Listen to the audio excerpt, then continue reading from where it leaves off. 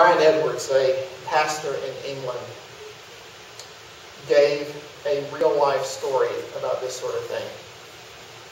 Some medical students were attending a seminar on abortion when the lecturer confronted them with a case study.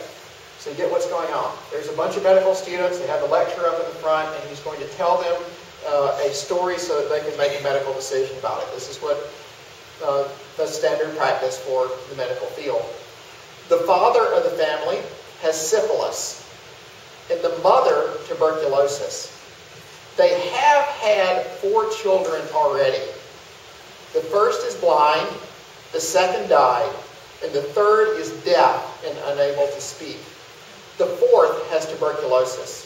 The mother is now pregnant with her 5th child and is willing to have an abortion if you suggest it as a doctor. What would your advice be? And the medical students, being trained as they are in America, thought through the situation very quickly, and they overwhelmingly voted to terminate the pregnancy. And then the lecturer said, "Congratulations, you have just murdered Beethoven."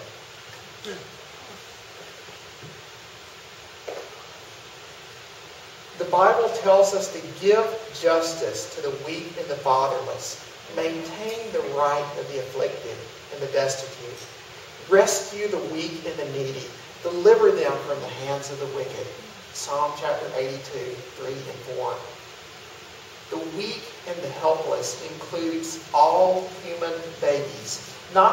It is not only the babies that are healthy that are weak and helpless, but also the ones that have problems. In fact, they're even more helpless, I guess you could say, than the weak ones. And the Bible requires that we protect them. What about the case of rape? What about the case of rape? It is very common for abortionists to talk about this sort of subject whenever they're talking about abortion. This is a standard argument that abortionists use. And they make it sound like it is common for rapes to result in pregnancy. It's interesting to note that most rapes don't result in pregnancy. Only 1 or 2 rapes in 1,000 result in pregnancy. But nonetheless, we need to think about what is going to happen in that situation. How are you going to counsel someone, as a Christian, who has been raped and who now bears a child of another man? What are you going to say to that person? The abortionist is going to tell you that you should immediately have an abortion. There's no reason for you to even think about carrying this child. But what are you going to say as a Christian? The first thing you need to say is that rape is an act of violence. It is a sin. It is forbidden.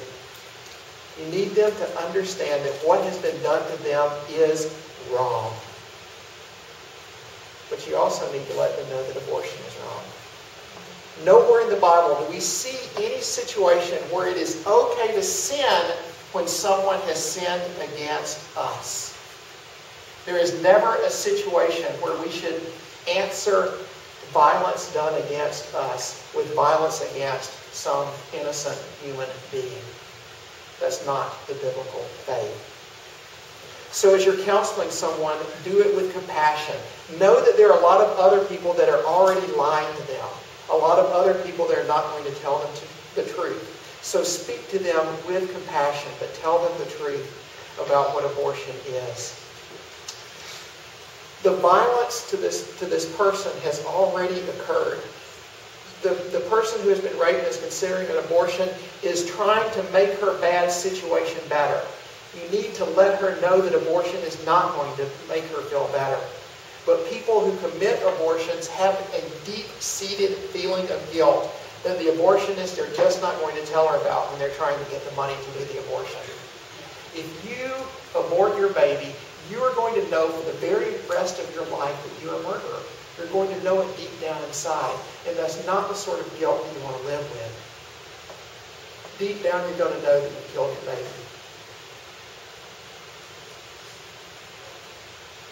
The girl is going to be saying to herself, it's not really mine.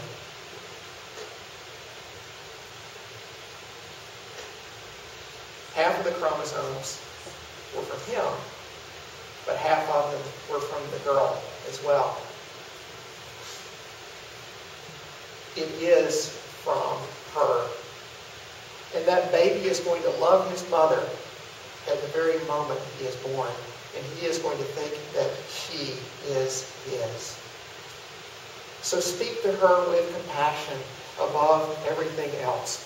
There's a study that was done for rape victims. A study was done in the psychological aspects of abortion. The article name is Pregnancy and Sexual Assault. And this was the conclusion of that study. As to what factors make it most difficult to continue her pregnancy, this is the case of rape, the opinions, attitudes, and beliefs of others were most frequently cited. In other words, how her loved ones treated her. If you're dealing with someone who is a victim of rape, the thing that you must remember above everything else is that you have to love them. At this critical point in their life, they're looking for other Christians who are going to tell them that God still loves them and everything is going to be okay. And where that is not the case, all sorts of bad things result. So abortion is wrong. What are you going to do about it? There's a pastor in America whose name is John Frame, and I think that he gives very good advice about how Christians should react towards abortion. This is what Frame says. We need to do something. None of us alone can do the job that needs to be done, but we can all do something. Support your local pro-life crisis pregnancy center. These organizations are under legal and moral attacks from the pro-choice establishment. Volunteer as a counselor if you're gifted at that. Demonstrate. Carry the sign "Abortion kills children," because that sign tells the simple truth. Plead with women as they enter into abortion clinics. Write to newspaper editors and government officials. Support pro-life candidates for office and who will hold support for otherwise promising candidates who favor, support pro-life candidates for office and withhold support from otherwise promising candidates who favor abortion. Use legal means to harass abortionists and make it difficult for them to practice. Abortion may be legal, but we don't have to have it in our communities if we don't want it, any more than we have landfills or strip clubs. So what Frame is saying is that you need to do something. Don't be passive. Don't say the problem is going to take care of itself. Don't say we've agreed to disagree with our society on this issue. Don't do nothing. Rather, do something. Another important social issue is euthanasia. Euthanasia is commonly called mercy killing in America. In 1990, there was a lady who was 26 years of age, and her name is Terry Schiavo, and she became very, very sick. Her heart stopped beating, and she quit breathing.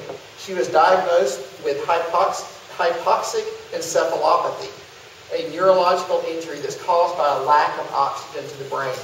She was placed onto a ventilator, but soon she was able to maintain all of her vital functions by herself. Her heart would still beat as it should, and she could still breathe as she should. Terry Schiavo was not dying, and she was not in a coma. There were times when she was able to respond to visits from her parents. She could react to things that were going on around her. And so we can safely say that there is an essential part of Terry Schiavo that was still there. She was very severely disabled, but she was still alive. Her parents tried to gain custody of her. She was married. She was married to a guy named Michael, and her husband said, "There's no way that you're getting a hold of Terry." He would not allow her parents to gain custody. Her parents said, "Well, we will pay all of the expenses for her upkeep. We'll make sure that everything is paid for. You don't have to worry about anything. We'll pay all the money to keep everything. We'll keep her in a nursing home, whatever has to be done." And they wanted to continue her care. Her husband, Michael Schiavo, didn't want for her care to be